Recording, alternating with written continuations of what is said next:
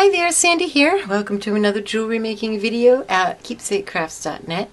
Today I'm going to show you how you can use a few beads along with some dagger beads to make these really cute dragonfly earrings. So here you can see I have one of the dragonfly earrings already made, and if you only want to make one, you could certainly just make one and wear it as a pendant. So what you'll need are some of these for the wings. These are 15.5mm by 5mm glass dagger beads. This color is called iris blue, and they're Czech beads, and I'll have a link to where you can find these on the blog post that accompanies this video. You'll find that link in the description box and also in the upper right. And then you'll need a few other beads to go along with your wings. A larger bead for the head. This one's an 8mm roundel, some 4mm, some spacers.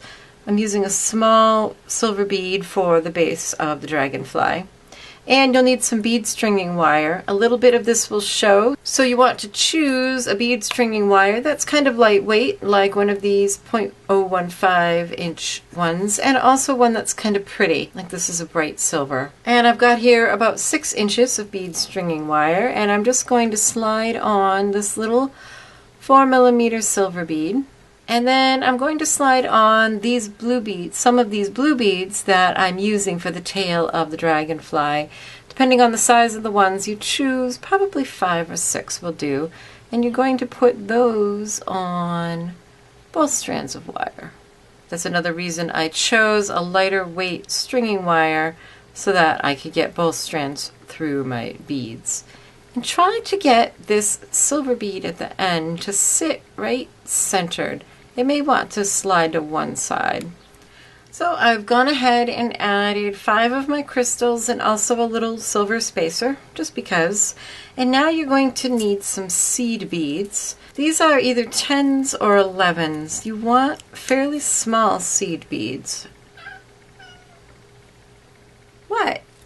Oh, hello. It's my cat.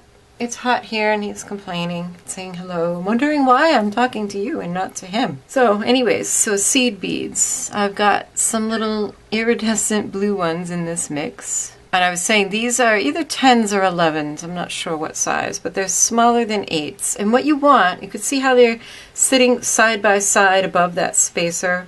They're not crowding each other out. You want them small enough to do that. So you slide a seed bead onto each wire, and then onto each wire you slide one of your daggers, another seed bead, another dagger, and another seed bead. And so there are the wings of the dragonfly. And now onto both wires I'm going to slide my larger bead for the dragonfly's head. And then onto both wires slide a crimp. Now you remember all those times I've told you when we're making jewelry that when you put on your crimp that you don't want to crimp your beads too tight? Well, this is the place where we're going to break that rule. If we don't crimp it tightly, you can see these wings are just going to flop around and it won't look much like a dragonfly. So we need to crimp this crimp as tightly as possible against this bead in order to keep the wire stiff and to keep the wings in position. It also may give your piece just a little bit of a curve, which only adds to the feeling of a dragonfly. I found I couldn't get in here tightly enough with my one-step crimper, so I'm just using regular crimping pliers, and I'm going to press right against that head bead and pull. I'm pulling very hard on these wires before I squeeze with the crimping pliers. Give it a good squeeze, and then you can put it in the oval part on the tip and flatten it. And grab that head bead and just give it a tug and make sure nothing's going to come apart. Then you can trim away one of these wires. Slide another crimp onto that remaining wire. Slide it down and put the end of the wire back through the crimp. We're just going to use this to leave a loop here. You can see on this one. Just a loop that will go through the ear wire is all. So somewhere around maybe 1/8 of an inch long. And then you can just go ahead and flatten that crimp as well.